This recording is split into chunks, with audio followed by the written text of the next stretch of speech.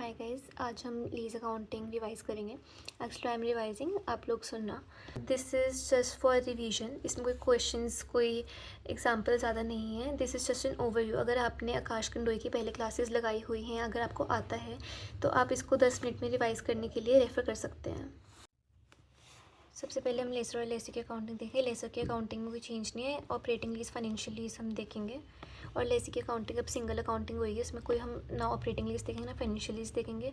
Normal accounting होगी, ROU to lease liability. दोनों की अमाउंट्स यूजुअली सेम होती है बट डिफर कर सकते हैं, जिसके केसेस हम बाद में डिस्कस कर लेंगे। तो अब सपोज एग्जांपल है, लीज टर्म 5 ईयर्स का, lease payment 1 lakh per annum में, डिस्काउंट रेट है 10%। तो हम 1 लाख को 10% से 5 ईयर्स के लिए डिस्काउंटिंग करेंगे। जो अमाउंट आएगी वो हमारी ROU होगी और लीज लाइबिलिटी होगी। फिर उस ROU को हमें डेप्रिशिएट करना होगा 5 ईयर्स, और इंटरेस्ट एक्सपेंस हम बुक करेंगे इंटू 10% करके, और रीपेमेंट हमारी 1 लाख रहेगी। LAT बनाएंगे इसके लिए। अब आइडेंटिफाइड एसेट्स क्या होते हैं? जो कोई भी एसेट जो हम आइडेंटिफाई कर सकते हैं कि वो हमारे पास हैं। सपोज़ मैंने कोई फ्लोर रेंट पे लेना है, तो मैं कहूँगी सेकंड फ्लोर मेरे पास रेंट पे है, तो मैं आइडेंटिफाई कर सकती हूँ कि हाँ वो सेकंड फ्लोर मेरा है, उसको मैंने लीज़ पे लिया है, तो वो आइडेंटिफाइड एसेट है। बट सपोज़ वो चेंज करवा रहा है कि बारी बारी कि आप सेकंड फ्लोर पे शिफ्ट करवा रहा है, फिर कभी थर्ड फ्लोर पे शिफ्ट करवा रहा है, तो that is not an identified asset. For example, अभी मैं सेकेंड फ्लोर पर हूँ और वहाँ पर आग लग गया, तो उसने मुझे थर्ड फ्लोर पर शिफ्ट कर दिया। अब ये नहीं है कि उसने मुझे शिफ्ट कर दिया तो वो आइडेंटिफाइड एसेट नहीं है, क्योंकि वो सर्कमस्टांसेस थे, उसको शिफ्ट करना पड़ा, इसलिए वो आइडेंटिफाइड एसेट ही रहेगा। नेक्स्ट टॉपिक है लीज टर्म। अब सपोज़ 5 ईयर्स की लीज है हमारे पास, और उसमें ऑप्शन है कि हम 3 साल के लिए रिन्यू कर सकते हैं। तो अगर तो हमें स्टार्टिंग में लग रहा है कि हम रिन्यू करेंगे, तो उसका जो लीज टर्म होगा वो 8 ईयर्स होगा। पर हमें लग रहा है कि हम रिन्यू नहीं करेंगे, तो वो उसका पीरियड 5 ईयर्स ही हम कंसीडर करेंगे। ये था रिन्यूअल ऑप्शन। एक होता है कि टर्मिनेशन, कि हम कैंसिल कर सकते हैं। सपोज 10 ईयर्स है, ठीक है, उसमें हमें लग रहा है कि हम 8 साल बाद उसको टर्मिनेट कर देंगे, तो हम लीज टर्म लेंगे 8 साल। और अगर हमें लग रहा है कि हम टर्मिनेट नहीं करेंगे, तो हम लीज टर्म लेंगे 10 ईयर्स। अब आता है लीज पेमेंट्स और लीज रेंटल्स। अब जो हमारी फिक्स पेमेंट्स होती है, फिक्स पेमेंट्स का मतलब ये नहीं होता है कि हर साल एक ही अमाउंट है, जैसे 1 लाख 1 लाख, ज़रूरी नहीं है ऐसा हो, डिफ़र कर सकती है। बट अगर हमें स्टार्टिंग में पता है, एट डे 1 हमें पता है कि आगे कमिंग ईयर्स में हमारी कितनी लीज़ है हर साल की, तो उसे हम कहते हैं फिक्स्ड पेमेंट्स। अब 1 लाख को 1,20,000 टू 1,40,000 टू सो ऑन, तो हमें स्टार्टिंग में अगर पता है कि क्या अमाउंट्स रहेंगी हमारी लीज़ की, तो उसे हम कहते हैं फिक्स्ड पेमेंट्स। इन सब्सटेंस फिक्स पेमेंट्स क्या होती है? अब सपोज़ हम कोई पर यूनिट के हिसाब से ले रहे हैं कि अगर आपकी इतने यूनिट्स की प्रोडक्शन है तो आपको इतना रेंट देना पड़ेगा। अब this is fixed. But suppose हम उससे ज़्यादा ले लेते हैं, हमारी प्रोडक्शन ज़्यादा हो जाती है, तो हमारे उसके अकॉर्डिंग रेंट बढ़ता जाता है। तो जितना बढ़ रहा है वो हमारा फिक्स नहीं है, क्योंकि हमें पता नहीं हम कितनी प्रोडक्शन करेंगे, पर जितना हमें पता है कि मिनिमम इतना तो हमें देना पड़ेगा, that is in substance fixed payments. अब इन सब्सटेंस फिक्स पेमेंट्स में जो भी हम ओवर एंड अबव अमाउंट पे करेंगे, वो हमारा लीज पेमेंट्स पे कंसिडर नहीं होएगा, वो हमारा P&L में जाएगा। तो उसकी एंट्री है P&L टू कैश बैंक की। हमें स्टार्टिंग में जब पता ही नहीं कि कितनी पेमेंट करेंगे हम, तो हमारी लीज पेमेंट्स में आएगी ही नहीं, that will not be considered. Lease incentive क्या होता है? सपोज़ कि हमें किसी को लीज़ पे देना है और हमें है कि वो लीज़ पे ले ही ले, तो हम कहेंगे कि इतना 50,000 का तो हमें लीज़ पे कर, जिसमें से हम जो 20,000 कैश बैक दे देंगे, पर तो हमारे प्लीज़ लीज़ पे ले ले। तो दैट इज़ लीज़ इंसेंटिव, वो हमारी लीज़ पेमेंट्स में से माइनस हो जाएगा। सपोज़ हर साल की लीज़ पेमेंट 1 लाख है और हमें लीज़ इंसेंटिव मिल रहा है थर्ड ईयर में 20,000, तो थर्ड ईयर की जो लीज़ पेमेंट होगी वो हम 70,000 कंसीडर करेंगे, that is 1 lakh minus 30,000। Now exercise price of a purchase option.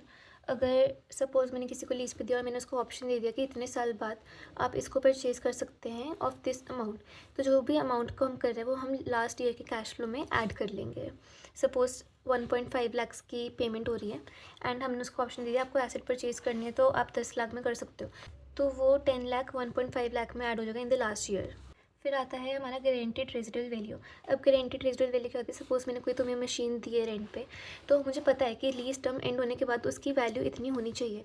Suppose मैंने मशीन तुम्हें 30 लाख की दी है, 3 ईयर्स का उसकी लीज टर्म है, और मैंने तुम्हें 5 लाख पे दिए, तो मुझे पता है कि 15 लाख उसकी रेजिडुअल वैल्यू होनी चाहिए। अब GRV की अकाउंटिंग कैसी होती है? जो लेसी है, अगर उसको पता है कि वो उसको 15 लाख पेमेंट करनी पड़ेगी GRV की, उसको पेमेंट कब करनी पड़ेगी? जब उसकी वैल्यू इतनी बचेगी नहीं। तो अब जो लेसन ने बोल दिया कि 15 लाख की उसकी GRV होनी चाहिए, तो उसको पेमेंट करनी पड़ेगी उतने की। तो अगर उसको डे 1 पे पता है कि उसको करनी पड़ेगी, तो वो अपनी लीज़ पेमेंट्स में ऐड कर लेगा। अगर उसको पता है कि नहीं करनी पड़ेगी तो वो नहीं करेगा। अब ये भी हो सकता है कि उसको 15 लाख नहीं, उसकी जगह 10 लाख पे करना हो, तो वो जितना अमाउंट उसको लग रहा है कि वो पे करेगा उतनी अपनी लीज़ रेंटल टर्म्स में ऐड कर लेगा।